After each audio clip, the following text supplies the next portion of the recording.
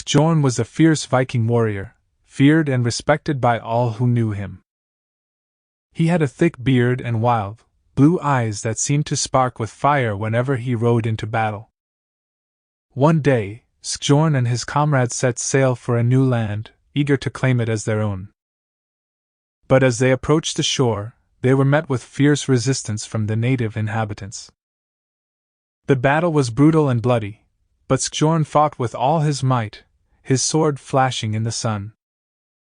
Despite the overwhelming odds against them, Skjorn and his men emerged victorious. They had claimed the land as their own and built a great hall to celebrate their victory.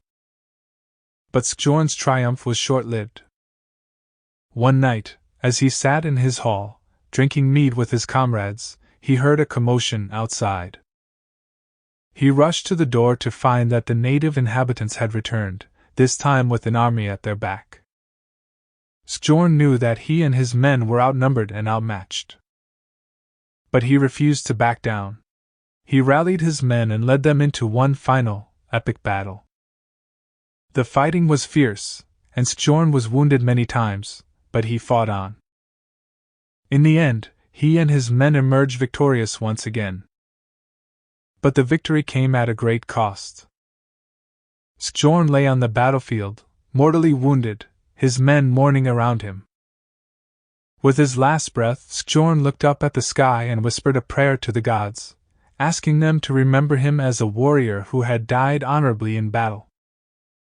And with that, Skjorn, the great Viking warrior, closed his eyes for the final time.